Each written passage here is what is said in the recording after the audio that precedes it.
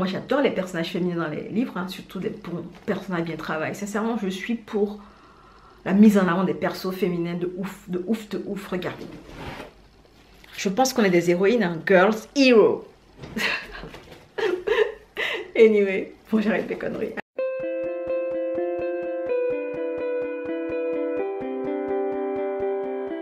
Hello, alors dans cette vidéo, je m'étais dit que ce serait intéressant de vous parler de quelques personnages féminins qui m'ont vraiment agacée dans les lectures que j'ai eues.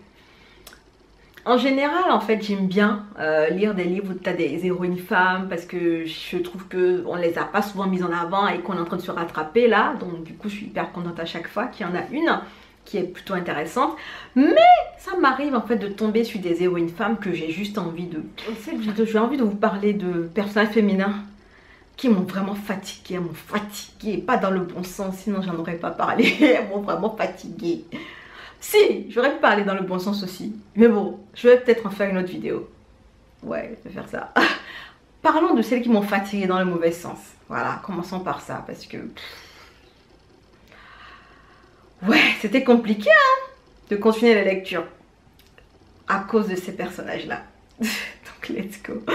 Pour 5 personnages féminins qui m'ont grave fatiguée pendant mes lectures. Bon, il fait chaud hein, comme d'hab, donc je prends la petite minute où je fais ça. La première dont j'ai envie de vous parler, c'est Tituba. Tituba dans le livre Moi Tituba, sorcière noire de Salem de Maryse Condé. Tituba m'a fatiguée. En fait, Tituba, c'est le genre d'héroïne à qui on dit mais à qui on a envie de dire mais qui t'a demandé, genre qui t'a demandé littéralement pourquoi tu fais ça. En fait, Tituba, c'est une sorcière, enfin c'est pas une sorcière, c'était une femme noire qui est née à une époque où il y avait encore des esclaves, mais elle est née libre. Elle va aller croiser le chemin d'un John indien ou l'indien, je sais même pas comment il s'appelle même ce con là. Et le John l'indien en question c'est un esclave. Donc, elle dit qu'elle est tombée amoureuse de lui. Ok. Maintenant, elle dit qu'elle veut se marier avec lui. On fait, ah, ça a l'air compliqué. Mais bon, soit. Après, on lui dit, est-ce que tu veux partir avec ton mari en mode esclave dans le nouveau monde des Amériques? Elle accepte. Meuf, tu es née libre. Tu es née libre. Pourquoi est-ce que tu te mets en esclavage toi-même? Oh. Compris cette fille. Au-delà de ça, en fait, ce qu'elle faisait qui m'énervait aussi littéralement, c'était qu'elle passait son temps à faire les mêmes erreurs. Elle a refait systématiquement toutes les mêmes erreurs, tout le temps les mêmes erreurs à chaque fois, à chaque étape de sa vie, à chaque étape en fait. En soi, Tituba, c'est une fille que moi j'appréciais énormément dans l'histoire. Je l'appréciais de ouf en fait, parce que du coup, l'histoire va suivre une jeune noire qui va se retrouver embarquée aux États-Unis, va se retrouver à Salem pendant que les procès de sorcellerie vont avoir lieu et elle va se retrouver mêlée à cela. Et en soi, en fait, c'est un personnage que je trouvais très touchant parce que Tituba, elle a grandi limite seule, elle a grandi avec sa grand-mère qui lui a appris le pouvoir des plantes et tout ça. Elle était une petite sauvageonne qui n'a pas vraiment côtoyé d'être humain, effectivement. Du coup, elle ne savait peut-être pas comment gérer les personnes comment gérer les personnes classiques. Mais je trouve quand même que là où elle aurait pu apprendre de ses erreurs, elle n'apprenait limite jamais. Parce qu'il y a eu John l'Indien qui était une grosse erreur qu'elle a commise. Soit elle était amoureuse, elle l'a épousé, donc voilà. Aux États-Unis, elle s'est retrouvée dans une combine où elle savait que son secret, la personne n'allait pas garder, mais elle a dit son secret quand même. Ma chérie, tu voulais quoi en faisant ça? Bien entendu, tout ça lui est retombé dessus. Et elle a encore fini dans une situation plus complexe qu'au départ. Et même dans ça, elle s'est retrouvée dans une autre embrouille. Et Tituba, elle a fait des choses un peu quand même. Bref, en soi, Tituba, c'était la fille que j'avais limite envie de secouer, hein, parce que vraiment on avait l'impression qu'elle n'apprenait absolument jamais de ses erreurs, qu'elle était têtue, elle voulait donner sa chance à tout le monde à chaque fois, même si elle savait que peut-être elle allait se faire mordre à nouveau. Et c'est vrai que c'est mignon comme manière, c'est mignon comme personnalité. Mais à un moment donné, faut arrêter. Faut arrêter. C'est limite en fait. J'ai l'impression que toutes les erreurs qu'elle a eues, c'est pour la ramener à la plus grosse erreur de sa vie en fait, à la fin. Mais Tituba, c'est comment? C'est vrai que si elle n'avait pas eu toutes ces histoires-là, l'histoire n'aurait pas été aussi riche en événements, effectivement.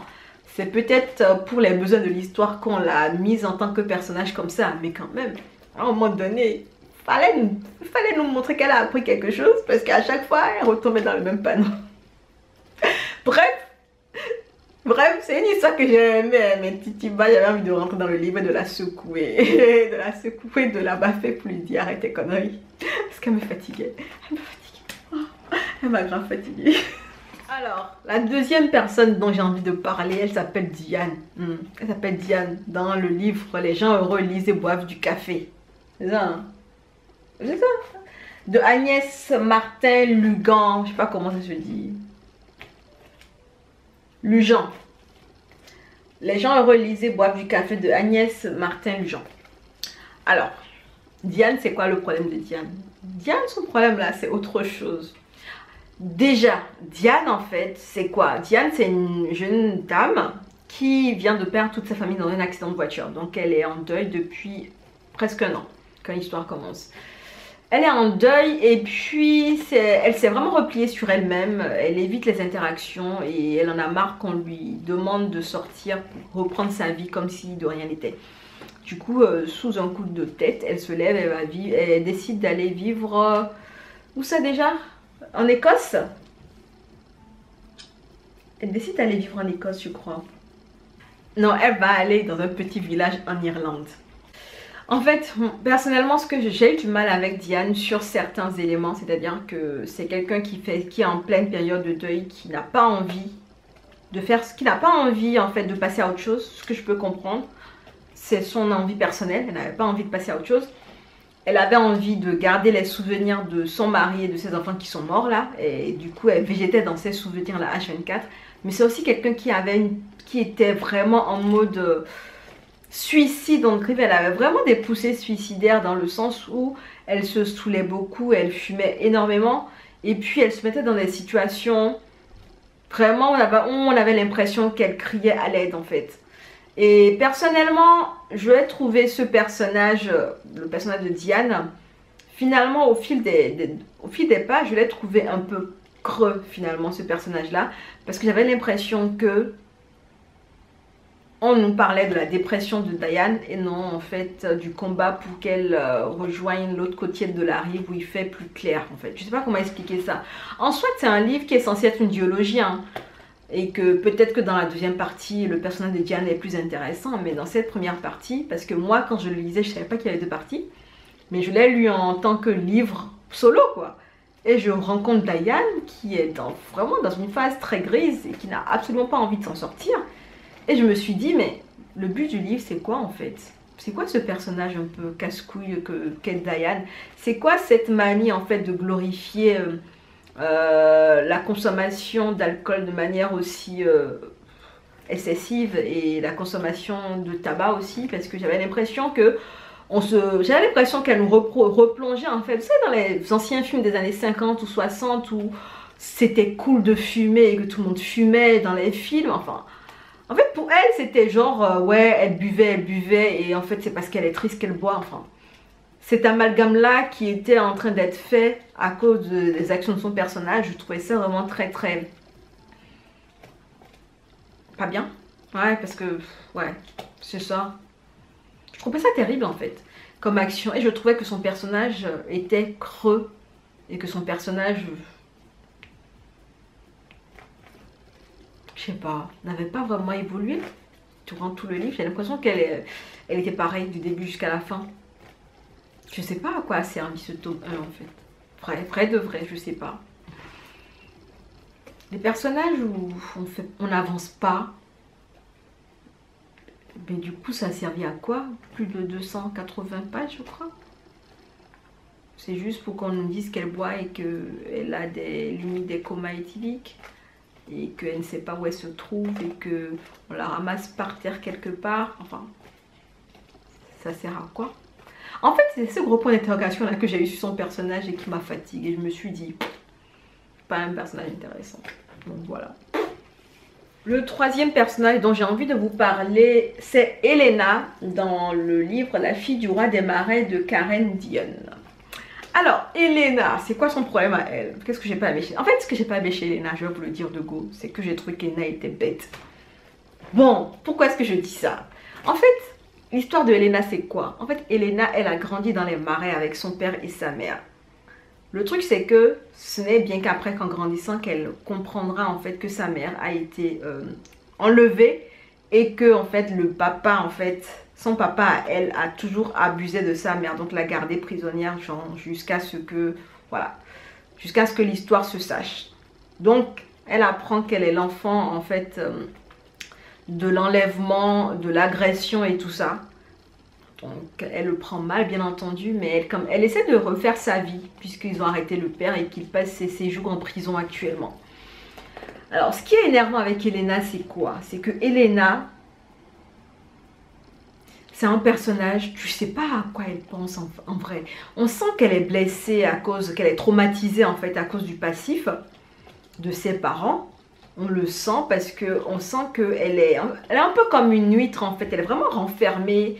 Même dans sa vie de famille, en fait, c'est pas quelqu'un qui est très expansive dans ses émotions et tout ça, soit.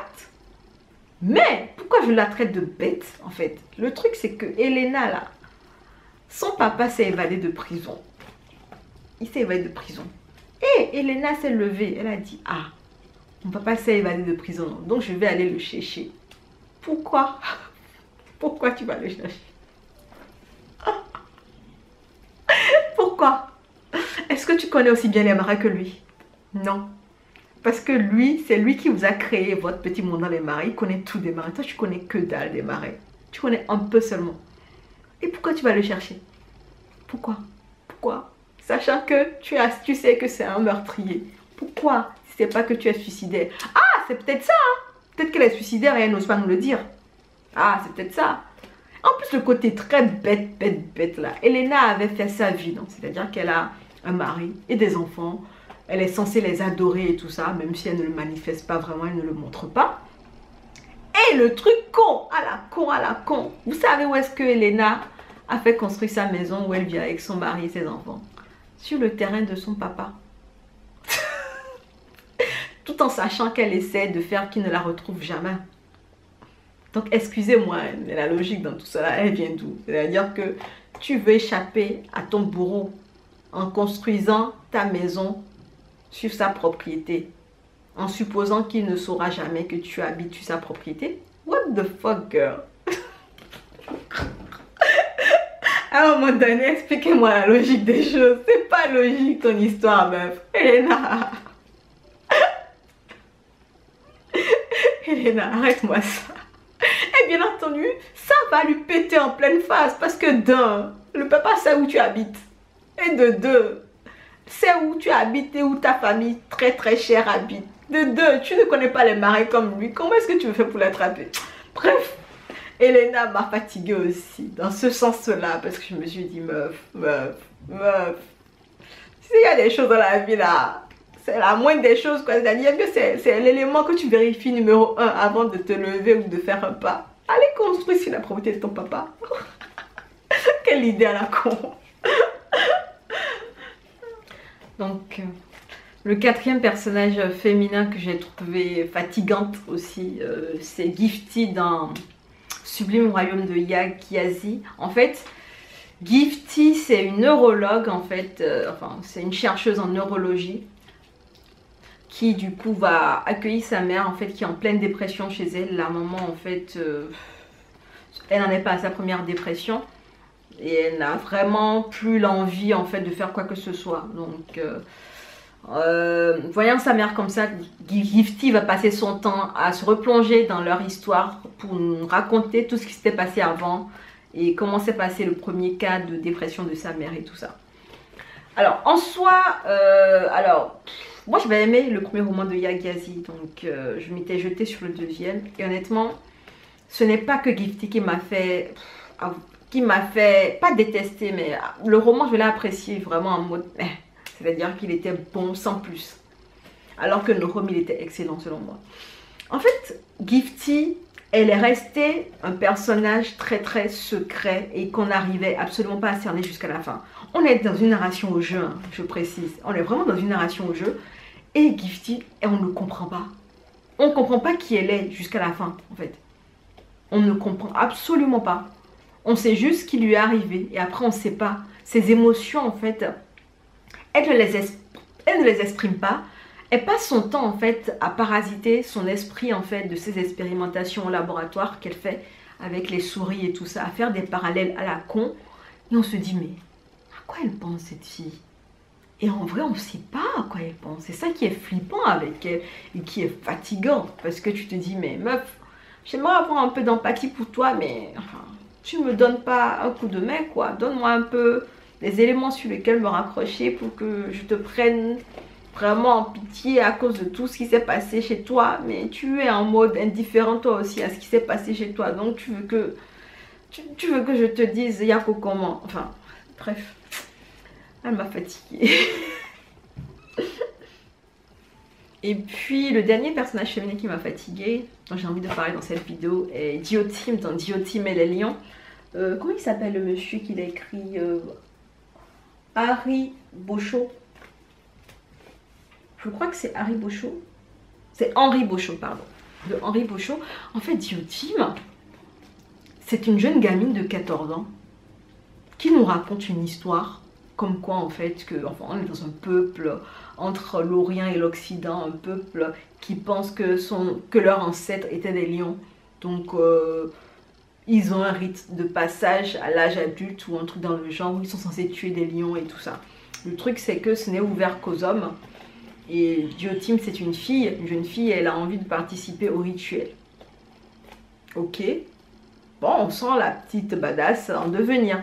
Donc, il n'y a pas de souci. Le problème, c'est que Diotim, en fait, c'est une badass qui, en fait,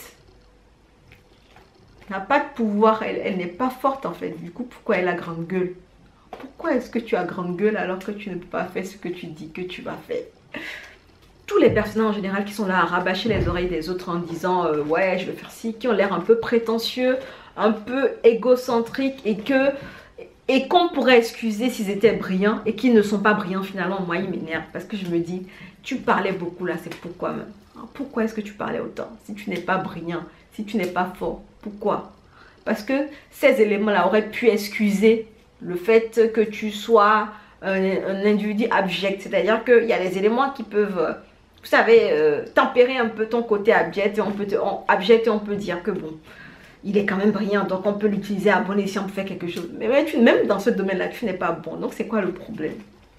Donc, Diotim, c'est une petite gamine qui était au jeu dans la narration, dans le livre, qui m'a fatiguée, qui m'énervait parce qu'elle avait des réflexions à la con, qui voulait être une badass sans avoir le pouvoir d'une badass, ni la force d'une badass, ni des résolutions de badass. Donc, elle m'a gavée.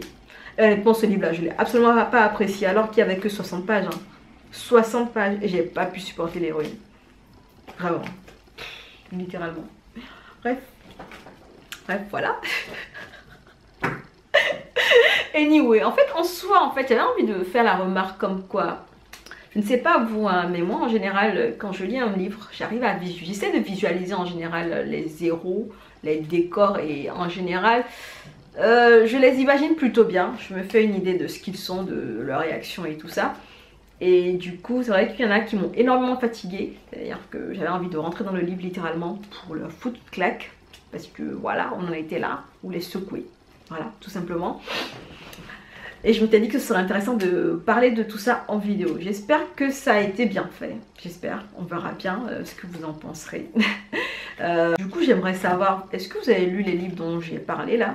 Est-ce que les personnages vous ont fatigué comme moi? Ils m'ont fatigué ou c'est plutôt l'inverse? Parce que ce serait intéressant qu'on discute de ça, parce que finalement les idées ne seraient peut-être pas les mêmes et tout ça, on pourrait confronter tout ça, il n'y a pas de souci. Et je ne sais pas si vous avez remarqué, mais la plupart des livres dont je vous parle là, si vous avez fait attention sur mon compte Insta, c'est des livres que j'ai bien appréciés quand même, hein, mais c'est juste que les héroïnes m'ont fatiguée et je trouvais que si on avait pu améliorer le caractère de ces héroïnes-là, le livre aurait pu être excellent, à part Diotime, mais non, parce que celui-là, je l'ai vraiment détesté. Voilà. Donc, en soi, on va dire qui aime bien châtie bien. C'est vrai que je devrais apprendre à ne pas châtier ceux que j'aime, à les aimer tout simplement. Mais bon, en attendant de sortir du coup primaire, je vais dire que j'ai essayé de descendre ces personnages-là parce qu'elles m'ont fatiguée. Donc voilà. Anyway, j'en ai fini avec cette vidéo pour ma part. On se dit à bientôt dans une prochaine vidéo. En attendant, prenez soin de vous. Allez, ciao!